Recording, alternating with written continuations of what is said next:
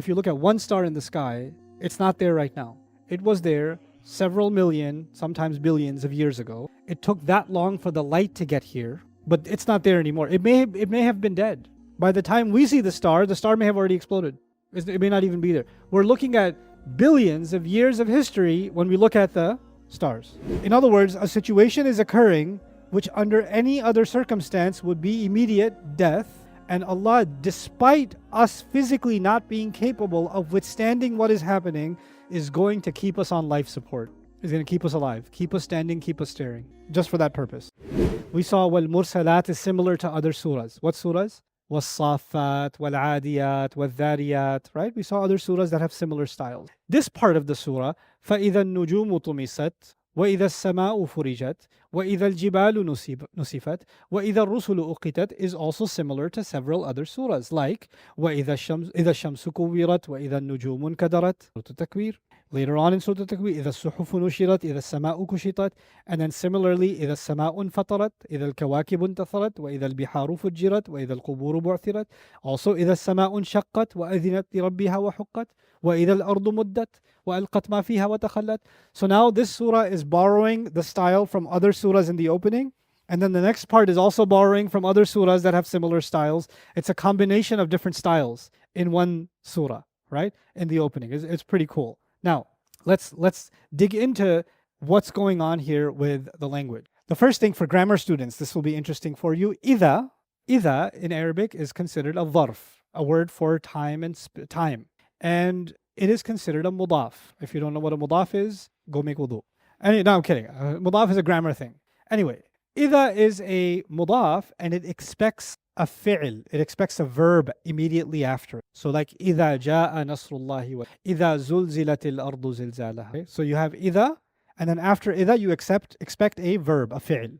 But if you look at the surah and these ayat, you don't see a fi'l. You don't see فَإِذَا طُمِسَتِ النُّجُومُ. What do you see? إِذَا النُّجُومُ طُمِسَتْ. So this breaks the expectation of the Arab ear, because the Arab ear wants to hear after إِذَا a verb, but now it's hearing a noun. Now here's the problem. The problem is there is a verb. Where's the verb? After. But if it's after, the challenge in Arabic is, if you mention an-nujum first, then an-nujum cannot be the fa'il of tumisat, because the fa'il has to come afterwards. It cannot come before. So if you say, well, إِذَا is playing a role with tumisat, you cannot use tumisat because nujum is before it. Because then you say, what's the fa'il of tumisat? It's nujum. But it's not nujum because nujum is before. And the way the Arabs understood this, please take my mouse somewhere I can't hear, because then I want to stop lecturing and go play with him. Okay, so the way the Arab mind understood this is, what you're saying is, listen carefully, إِذَا طُمِسَتِ النُّجُومُ طُمِسَتْ. إِذَا طُمِسَتْ النُّجُومُ طُمِسَتْ. When the stars are smudged I tell you, 2 times. وَإِذَا السَّمَاءُ فُرِجَتْ. When the sky is torn open. Automatically the Arab ear back in the day would understand this was said twice. This wasn't said once. It's said, there's an echo. That and that again. Twice. So إِذَا طُمِسَتِ النُّجُومُ طُمِسَتْ is the i'rab actually of this. There's a fi'il mahdhuf and that's طُمِسَتْ. And then it's being repeated. The second one is not compensated for by the first one. Okay. So now I won't go too deep into the word najm. It's just simply we can use the meaning of the word stars here. But we should look into طُمِسَتْ. طَمَسْتُ الْأَثَرْ وَالطَّرِيقِ. When you walk, if you walk on a place that's not like concrete, right? And there's grass, and you keep walking on it, it becomes a path, right? But imagine people stopped using it for a while. What happens to the grass? It comes back. And now you can't tell where the path was, right? When it loses its original markings, you can't tell where it was anymore, or the dirt came and sand came and covered it up and all that stuff, then that place has experienced tamas. This is why tamasa is used for darasa. Darasa also to smudge or to wipe clean. وَمْحَى أَثَرَهُ. So to remove the effect of something. طُمِسَ النَّجْمُ وَالْقَمَرُ ذَهَبَ ضَوْءُهُ. نَجْمُ وَالْقَمَرُ. When the moon and the star and the moon are experiencing tamas, when their light is getting smudged. When you look at something, look at the stars through a dirty glass or something, and your view gets smudged, or if your windshield isn't clean, and you're looking at the traffic light and it looks smudged. This is your view is matmus. So al-matmus al-a'ma alladhi la yabinu harfu jafni aynihi fala yura shufra aynayhi. When a person goes blind and you can't see their pupils, it's all white. Their eye got smudged. They're called matmus. إِذَا النُّجُومُ طُمِسَتْ. When the stars start losing their light, the stars start getting smudged. It's as if the stars are getting erased. I can't help myself. I'll tell you this now. I was going to tell you later, but I'm going to tell you now. When we look at the stars, we're looking at something that was there millions, sometimes billions of years ago. The stars you see in the sky, if you look at one star in the sky, it's not there right now. It was there several million, sometimes billions of years ago. It took that long for the light to get here, but it's not there anymore. It may have been dead. By the time we see the star may have already exploded. It may not even be there. We're looking at billions of years of history when we look at the stars. Now, that's where the star was. Its place was. Allah didn't say, I swear by the stars. He said in another surah, فَلَا أُقْسِمُ بِمَوَاقِعِ النُّجُومِ, as if to say, where the stars fell. Meaning you're seeing where they were, not where they are. Right? Now, Allah describes Judgment Day, the stars will be smudged. How far is the star from us? How long does the light take to get here? Millions of years. So if I'm using modern day physics, and I say that star gets smudged today, how long before I will find out? It's going to take a few billion years before I find out that star got smudged. But Judgment Day will come, and the stars will be what?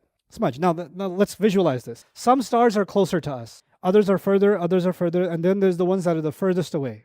The ones that are the furthest away, if they get smudged, it would take the longest for us to find out, yes? Unless the furthest stars, as soon as they were created, Allah started we don't even know. The furthest row of stars, the furthest saf, started getting destroyed. And then the next saf started getting destroyed. And the next saf started getting destroyed.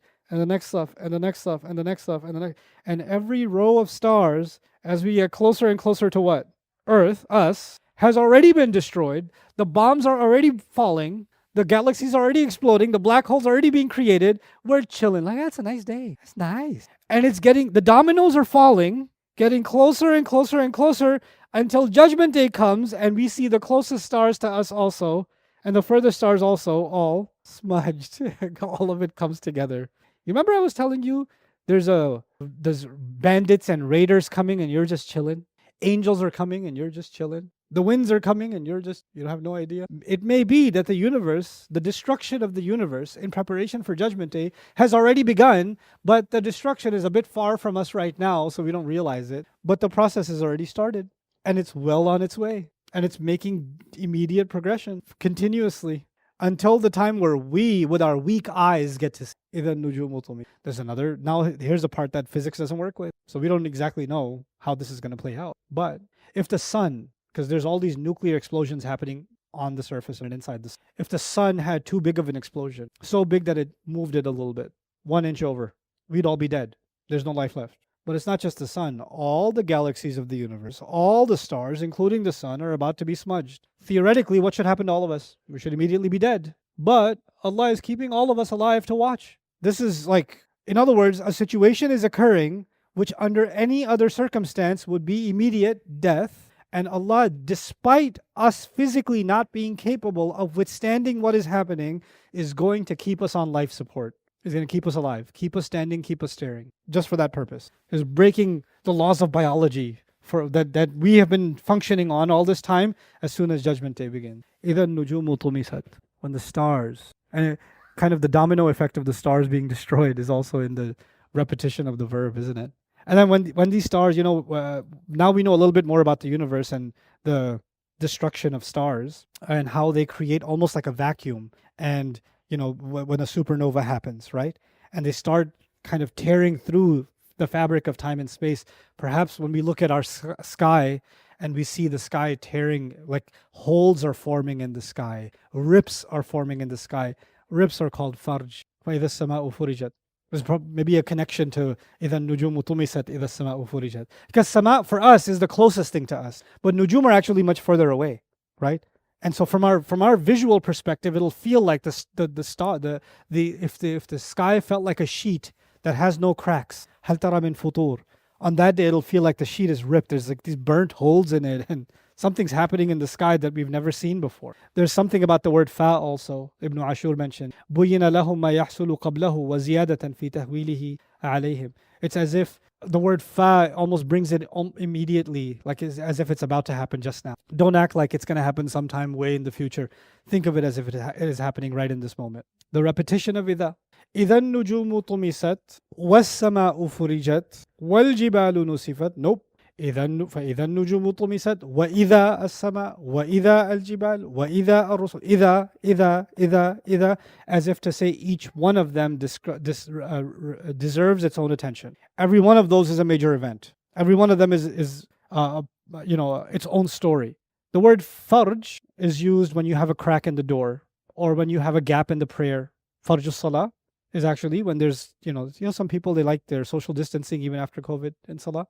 Some people are too close. You notice that? Some people are just too close. And sometimes I'm praying, I can't even stand straight. The guy he keeps leaning in. I'm like the leaning tower of Pisa making salah. Like, and some people are like way out there. That's a farj in the salah.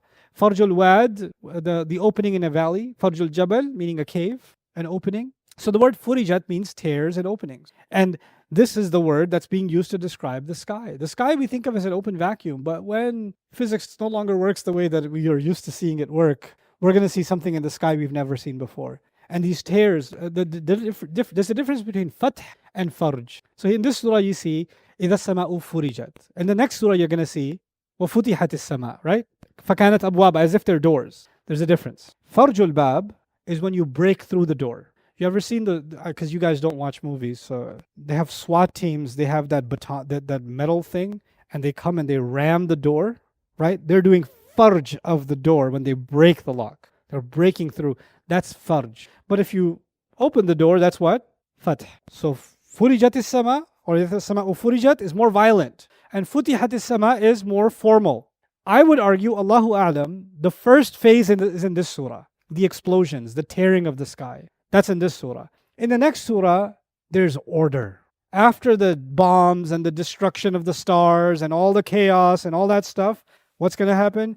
Angels are going to come down. The heavenly order is descending. And they will now open the skies like doors are being opened to let the conquering army enter the city. Right? So, وَالْمَلَكُ عَلَىٰ أَرْجَائِهَا, for example, in the Quran, that the throne of the king is being brought for judgment, and the angel يَحْمِلُ عَرْشَ رَبِّكَ فَوْقَهُمْ يَوْمَئِذٍ ثَمَانِيَةٌ, right? The 8 angels or 8 legions of angels or 8 battalions of angels are carrying this throne down for judgment to begin, and by that time order has been brought. So there's episodes on Judgment Day. There's an episode of chaos that's being described in this surah. Then there's the episode of order that's being described in the next surah. Anyway, so that's a little bit about farj and fath that I think is worthy of notice. Yeah, I already talked about that. Okay.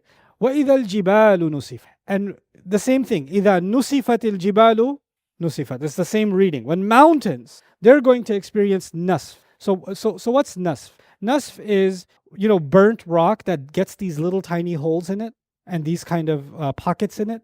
That you might find near, volcanic ash or sometimes near some beaches and things like that. They're called nisfa, okay?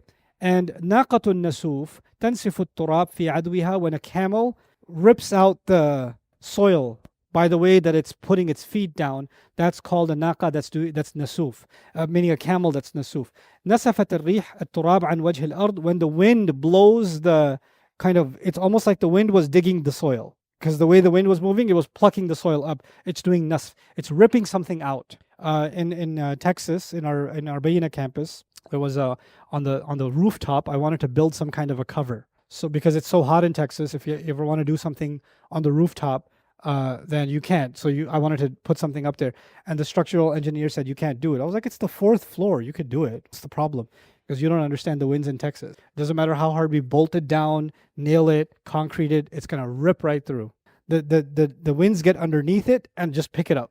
Even if it's a concrete structure, a wooden structure, a metal structure, it's gonna tear right through it, right? So that's what the nasfur riyah means. It's qala', actually, it's pulling something out. So nasaf al-ba'ir al-kala iqtala'ahu bi aslihi, when animals eat grass and they don't bite it off, they bite it enough to pull it out of the ground. That's actually when the animals are doing nasf. Nasaf al-ta'am gharbalahu. Anybody know what a ghirbal is? A ghirbal is like the thing, right? The thing. Okay.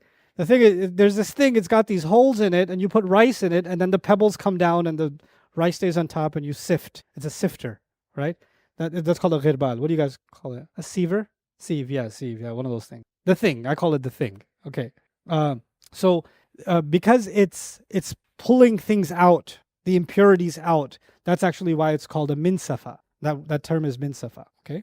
So a nisfa, these are all the examples I already gave you. So the word وَنُسِفَتِ الْجِبَالُ نُسِفَت actually means that the mountains are going to be plucked out. Like something is so strong that it's even pulling the mountains out. This takes us back to the imagery of the winds. When winds are strong enough, they can pull trees out of the ground, right?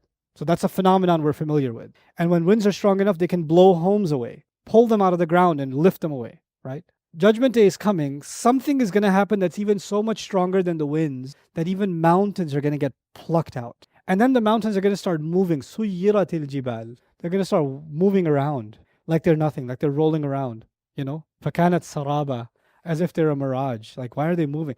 Well, for the mountains to move in the next surah, وَسُيِّرَتِ الْجِبَالُ فَكَانَتْ سَرَابًا, in the next surah, for mountains to move, they can't be settled. So this surah tells you they're taken out, they're uprooted, and the next surah tells you they're moving. So you see how there's a continuity between the two, right?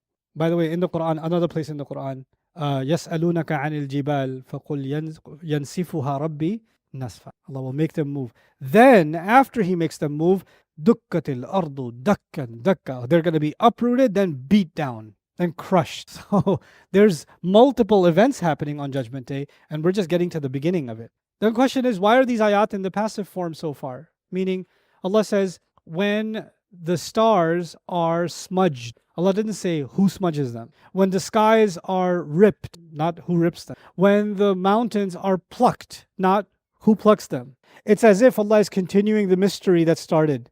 Because the threat that was given, إِنَّمَا تُوعَدُونَ لَوَاقِعٌ, the threat that was given, you need to know who's the one threatening me. Allah didn't mention the doer. You're being threatened. By who? And then that by who continues, the stars are being smudged. By who? The sky is being ripped open. By who? The mountains are being plucked. By who? He won't say it. He won't mention it.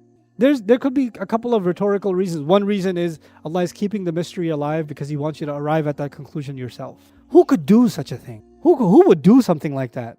And the answer by the time you reach these things, the only answer to that who left is Allah. Who's going to rip mountains open? Who's going to tear the skies open? Who's going to do that? Hey guys, you just watched a small clip of me explaining the Quran in depth as part of the Deeper Look series. Studying the Quran in depth can seem like a really intimidating thing that's only meant for scholars. Our job at Bayyinah is to make deeper study of the Quran accessible and easy for all of you. So take us up on that challenge. Join us for this study, the Deeper Look of the Quran, for this surah and many other surahs on BayyinahTV.com under the Deeper Look section.